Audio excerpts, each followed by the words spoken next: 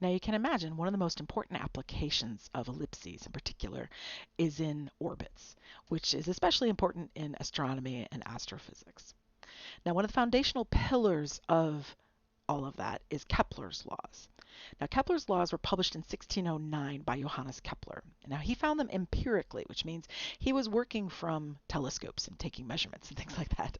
Newton and Leibniz, who invented calculus, later also proved his work to be correct by using calculus. Now, what are the three Kepler's laws? And bear with me, I'm not an astrophysicist.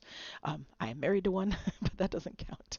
Right? So, a planet revolves around the sun in an elliptical orbit with the sun at one focus. That's the first law. It's going to be an ellipse, right? That was revolutionary. Everybody thought they were circles, and Kepler proved that they were not, and Newton and Leibniz later backed him up. So, you set an ellipse, you have the sun at the focus, and the planet goes around. Right?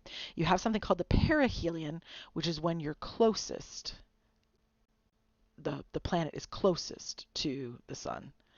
And then you have something called the aphelion, which is when the planet is farthest from the sun.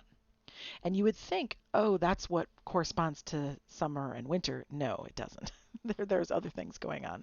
That has to do more with the angle. So you can learn more about that in an astronomy class. Okay, then the second law is that the line joining the sun to a planet sweeps out equal areas in equal times. So this piece over here, the planet will sweep that out in the same time that it will sweep out this piece. The arc or the sector will be the same, right? So that's interesting that those two blue areas are equal, believe it or not. And then the third piece is that the square of the period of revolution of a planet is proportional to the cube of the length of the major axis of its orbit. All right, so let's look back at the orbital simulator. So I increased the eccentricity past what most of the planets in our current solar system are like, although there are a few that are a little more elliptical than others, but not probably this severe. Okay, so let's look at this. So we have a minor axis, we have a major axis. The center is right here, and the sun is at a focus, right? Okay, so you can see that the body, the planet, is going around in an ellipse. Right? So that's the first law, right? And that was, again, revolutionary. Everybody thought it was not like that. All right, Kepler's second law, let's look at some sweeping. That area is the same as that area, is the same as that, is the same as that, and so on. Right? It sweeps out areas that are equal to each other in the same amount of time. Amazing, isn't it? But it works. Right? All of those sections are all equal area. And then the third law, you'd have to kind of look at it, but it's telling you that the major axis length, which is a cubed, is equal to the period of revolution squared. The square got kind of moved over there, but that's what it's showing you, right? It's showing you that they are equal to each other. And what that would be changes depending on what kind of major axis length I give it. So that would mess around with that. Again, this is posted for you in Canvas, so you're welcome to play with it. All right, so now let's do an example. So find an approximate polar equation for the elliptical orbit of the Earth around the sun. So our favorite planet, our planet. So we want to look at it. We want to, given that the eccentricity is about 0.017, so notice very close to zero because we don't have a ton of eccentricity in our orbit. We're very close to circular. The length of the major axis is about 2.99 times 10 to the 8th kilometers. Okay, so let's start with part A. Since I know that the length of the major axis, let me do this in a marker here. The major axis length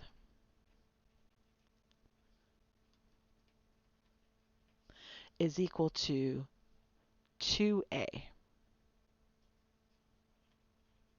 And I know that's equal to 2.99 times 10 to the 8th. That means that a is about 1.495 times 10 to the 8th. There, and if you want to see it in Desmos, there you can see it. And then you just have to kind of translate it over into scientific notation if you so desire. Now, keep in mind that we know that that A is equal to the eccentricity times D. We learned that way back here, right? A over D is equal to the eccentricity. It's only valid if the center is at the origin, but of course we set this up so that the center is at the origin. We always do that. So as a matter of fact, I guess I should make a note. Note center is at the origin, right? It's right here. So there's the center. And so that means that, oh, and that's why, I guess I should say, that's why this is true, right? That's why that's happening. Okay, but I know ED, or I know E, excuse me. I know E is 0.017, right? There's my eccentricity. So I can say 1.495 times 10 to the 8th is equal to 0.017 D. And then I can divide both sides by 0.017. And I will know what D is. Okay, so D, let's go grab Desmos. There, and I get 8.794 times 10 to the 9th. Interesting. All right, so D is approximately 8.794 times 10 to the 9th.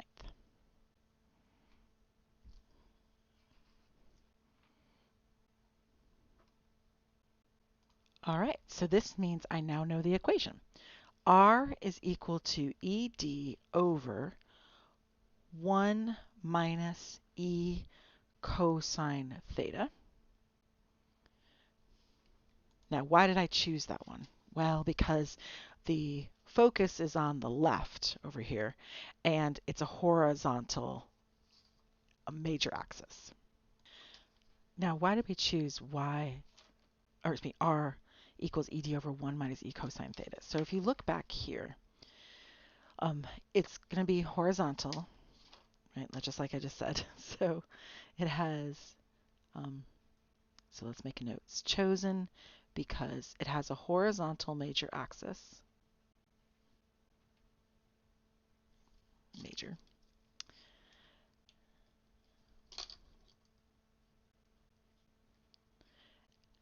And the focus is to the right of the directrix.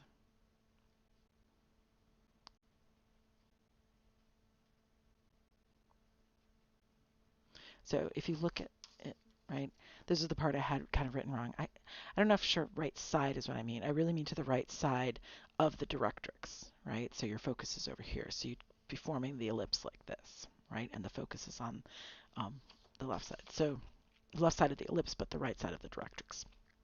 All right, and that's kind of what I really meant back there. All right, so then I know E is 0.017. I know D is 8.794 times 10 to the 9th over 1 minus 0.017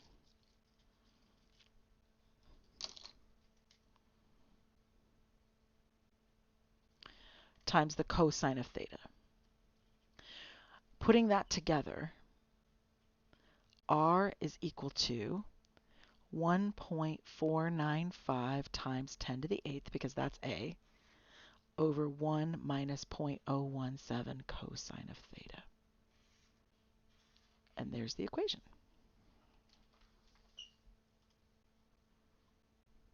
And if you wanted to see it, there's how it looks on Desmos.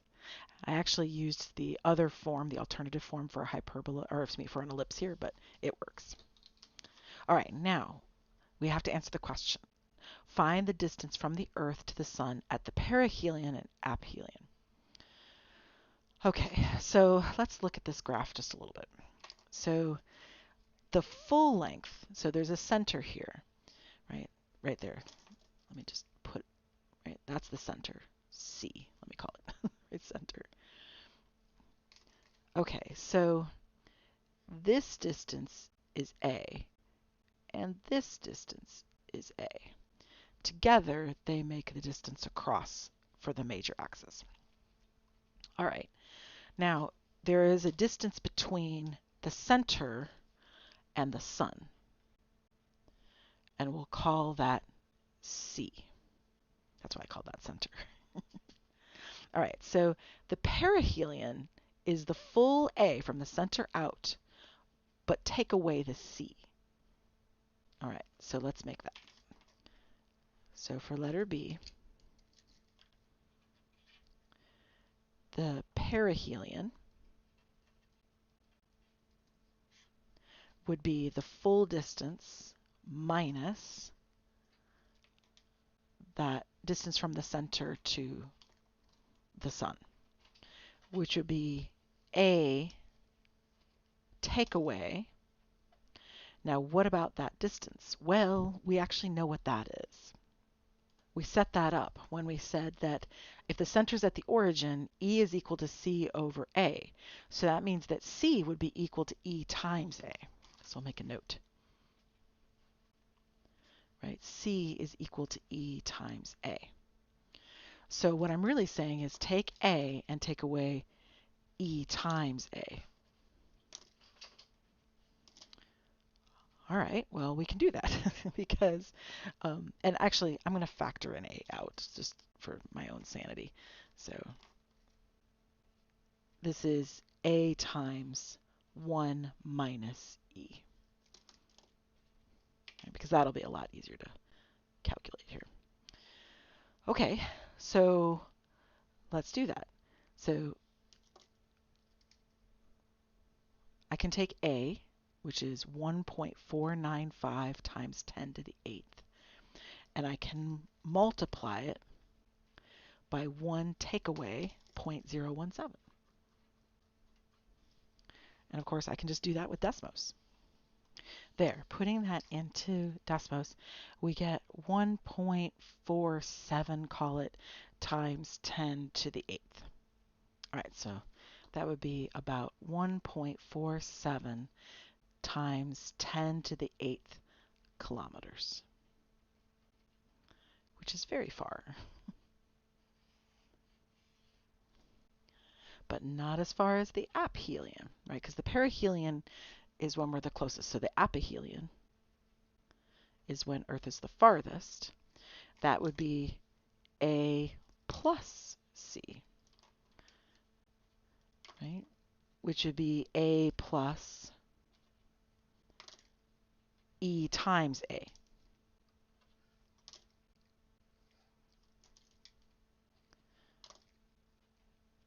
Which is A times 1 plus E. Okay, so that would be 1.495 times 10 to the 8th times 1 plus 0.017, which, looking at Desmos,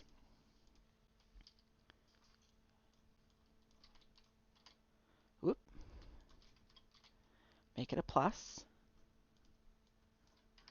and we get 1.52 times 10 to the 8th kilometers.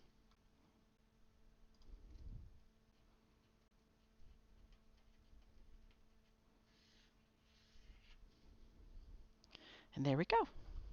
We've learned how to apply some polar conic sections to just a little bit of astronomy.